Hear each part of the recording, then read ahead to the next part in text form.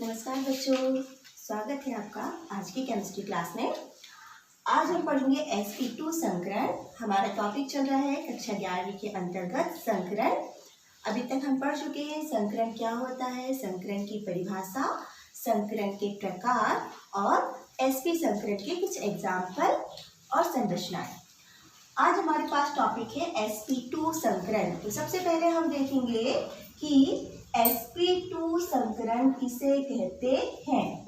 sp2 संकरण किसे कहते हैं? तो जैसे कि इसके पहले भी हमने पढ़ा संकरण का प्रकार, जो कक्षक संकरण में भाग लेते हैं वही संकरण की परिभाषा बना लेते हैं। तो यहाँ पर जो sp2 संकरण है, यहाँ पर एक परमाणु का s कक्षक और उसी परमाणु के दो p कक्षक आपस में संकरण करते हैं। sp2 संकरण में एक परमाणु का एक s कक्षक और दो p कक्षक आपस में संकरण करके 3 sp2 संकरित कक्षक बनाते हैं। 3 sp2 संकरित कक्षक बनाते हैं, जिससे जो आकार बनता है कक्षकों का वो हो जाता है त्रिकोणीय ट्रायंगल, और यहाँ पर बंधकोण कितना हो जाता है 120 डिग्री। तो ये हमको याद रखना है साथ में कि sp2 संकरण है, इसमें एक परमाणु का s कक्षक और उसी परमाणु के दो p कक्षक आपस में संकरण की क्रिया के फलस्वरूप 3 sp2 संकरित कक्षक बनाते हैं, और जिससे कक्षकों की आकृति त्रिकोणीय होती है और जो बॉन्ड एंगल है वो कितना होगा 120 डिग्री का। अब हमारे पास एग्जाम्पल है संरचना। अगर हम यहाँ पर देखें कि s कक्षक की जो आकृति है वो कैसी होती है, गोलाकार। तो s कक्षक की आकृति गोलाकार, दो p कक्षक की आकृति अलग। अगर हम अलग अलग एक्सिस में देखें, एक p कक्षक जिसको हमने कहा px, दूसरा हम p कक्षक ले लेते हैं अलग एक्सिस में py, इसको हमने कहा अगर py। तो एक s कक्षक और दो p कक्षक जब आपस में संकरण करते हैं और ये तीनों जब आपस में मिक्स होते हैं तो जो आकृति होती है वो कैसी है, त्रिकोणीय। अब जो त्रिकोणीय आकृति बनाएंगे वो हम किस प्रकार से बनाएंगे, यहाँ पर ये त्रिभुजाकार आकृति, और इसमें जो 3 कक्षक हैं वो इस प्रकार से विन्यासित होते हैं। ये संरचना आप नोट करते जाइए। ये जो 3 कक्षक हैं वो इस प्रकार से विन्यासित होते हैं, जिससे जो परमाणु है उनमें जो कक्षकों की आकृति है वो कैसी हो जाती है, त्रिकोणीय ट्रायंगल, और यहाँ पर जो बॉन्ड एंगल है वो कितना हो जाएगा 120 डिग्री। अब हमारे पास जो एग्जाम्पल है वो क्या है, BCl3 बोरान ट्राइक्लोराइड की संरचना हमको समझना है। तो यहाँ पर ये जो बोरान ट्राइक्लोराइड है, इसका बोरान परमाणु है, बोरान परमाणु में पाया जाता है sp2 संकरण। sp2 संकरण बोरान का अगर हम इलेक्ट्रॉनिक विन्यास देखते हैं, बोरान परमाणु क्रमांक 5, सामान्य अवस्था में अगर हम इसका इलेक्ट्रॉनिक विन्यास देखें 1s2 2s2 2p1, ये हो गया सामान्य अवस्था में इलेक्ट्रॉनिक विन्यास। उत्तेजित अवस्था में बोरान परमाणु का जो 1s2 2s कक्षक का एक इलेक्ट्रॉन उत्तेजित होके 2p कक्षक में चला जाता है, तो जिससे इसका इलेक्ट्रॉनिक विन्यास क्या हो जाएगा 1s2 2s1 2px1 और 2py1। तो यहाँ पर अगर आप देखेंगे इस कंडीशन में s कक्षक के पास एक इलेक्ट्रॉन, 1s के पास 2 इलेक्ट्रॉन, और 2p कक्षक में जो 3 कक्षक है उनके पास एक एक इलेक्ट्रॉन है। तो यहाँ पर 2s मतलब s का एक कक्षक और p के 2 कक्षक, pj कक्षक कैसा है, खाली है। तो ये कक्षक आपस में संकरण करते हैं और क्या sp2 संकरित कक्षक बनाते हैं, sp2 संकरित कक्षक बनाते हैं। तो यहाँ पर सबसे पहले हम क्या लिखेंगे, अगर पूछा जाता है BCl3 की संरचना, तो सबसे पहले बोरान का हम सामान्य इलेक्ट्रॉनिक विन्यास बताएंगे कि सामान्य अवस्था में इसका इलेक्ट्रॉनिक विन्यास ये है,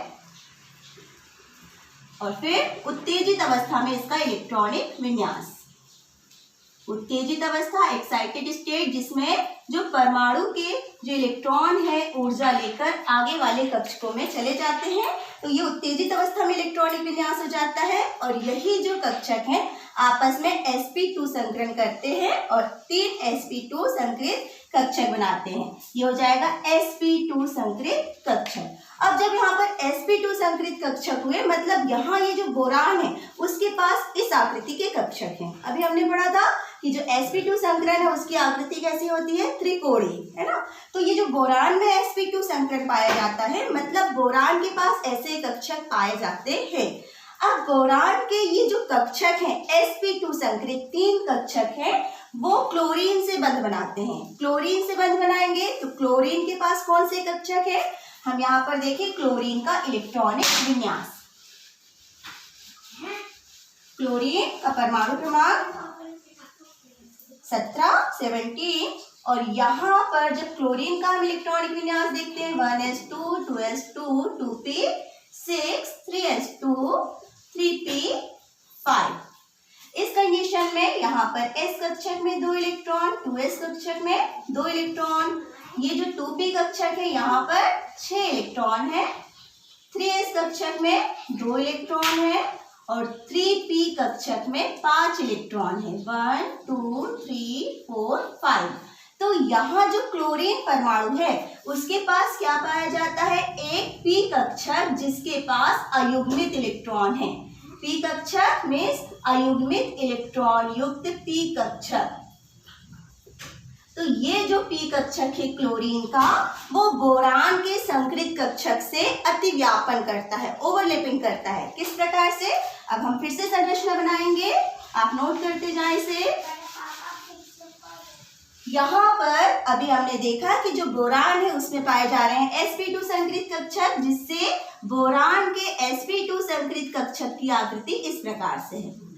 ये हो गई बोरान के sp2 संकरित कक्षक की आकृति। इनके पास क्या है, एक एक अयुग्मित इलेक्ट्रॉन। तो आप यहाँ नीचे लिख रहे हैं ये क्या है, बोरान के sp2 संकरित कक्षक।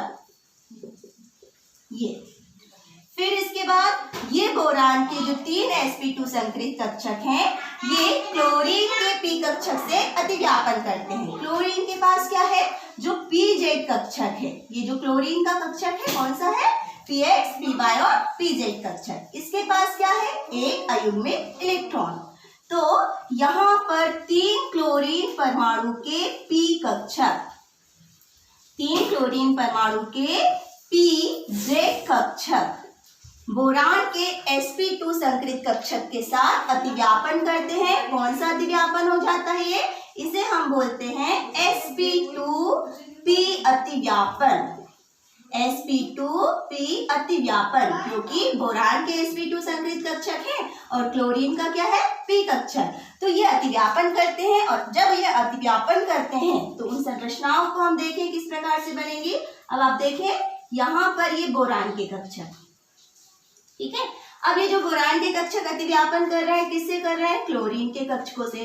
तो क्लोरीन के p कक्षक के साथ हमको ओवरलैपिंग बतानी है। तो यहाँ पर हम ये 3 क्लोरीन में से ये एक क्लोरीन का कक्षक, ये हुआ दूसरा क्लोरीन का कक्षक और ये वाला हुआ तीसरा क्लोरीन का कक्षक, है ना। तो ये जो बोरान है, बीच में सेंटर में हमने किसको लिखा है, बोरान। ये क्या है, क्लोरीन का p कक्षक, ये भी क्लोरीन का p कक्षक और ये भी क्लोरीन परमाणु का p कक्षक। इनके पास जो एक एक इलेक्ट्रॉन थे, ये एक एक इलेक्ट्रॉन अतिव्यापन करते हैं और अतिव्यापन के फलस्वरूप कौन सा बंध बनाएंगे, सिग्मा बंध। तो यहाँ पर ये BCl3 में जो बोरान और क्लोरीन के बीच में जो बंध बनता है वो कौन सा बंध हो जाता है, सिग्मा बंध। और जब इन संरचनाओं को हम देखते हैं तो ये संरचना किस प्रकार से है, वास्तव में अगर हम देखें यहाँ पे तो सेंटर में क्या है, बोरान, एक क्लोरीन यहाँ पर जुड़ा हुआ है, एक क्लोरीन यहाँ पर और एक क्लोरीन यहाँ पर। इसे अगर हम और अच्छे से बनाएं, नीचे में संरचना बनाती हूँ इसकी, तो ये हो जाएगी यहाँ पर बोरान सेंटर पे, क्लोरीन यहाँ, एक क्लोरीन परमाणु यहाँ, एक क्लोरीन परमाणु यहाँ। तो ये जो बोरान ट्राइक्लोराइड है, ये जब संकरण के फलस्वरूप संरचना बनती है तो इसकी संरचना कैसी हो जाती है, त्रिकोणीय हो जाती है। और ये जो बॉन्ड एंगल होता है वो कितने डिग्री का हो जाता है, 120 डिग्री का। तो आपसे पूछी जाती है बोरान ट्राइक्लोराइड की संरचना संकरण के आधार पर समझाइए। तो सबसे पहले हम क्या बताएंगे, आप जब भी संरचनाएं बनाते हैं आप उसको शब्दों में लिखें कि यहाँ पर क्या है, बोरान परमाणु पर sp2 संकरण पाया जाता है। कैसे पाया जाता है? तो हमने बताया कि जो बोरान है उसका सामान्य अवस्था और उत्तेजित अवस्था में इलेक्ट्रॉनिक विन्यास क्या है, किस कारण से वो एक एस कक्षक और दो पी कक्षक आपस में क्या करते हैं, संकरण। ये बताने के पश्चात हमने देखा कि जो बोरान परमाणु के पास है वो 3 sp2 संकरित कक्षक पाए जाते हैं। ये जो कक्षक है ये कौन से कक्षक है? sp2 संकरित कक्षक, sp2 संकरित कक्षक। और ये किससे, ये जो क्लोरीन परमाणु के पी कक्षक है उनसे जब अतिव्यापन करते हैं तो ये जो अतिव्यापन हो रहा है, इस अतिव्यापन का भी आप नाम लिख सकते हैं, ये क्या है? sp2p अतिव्यापन।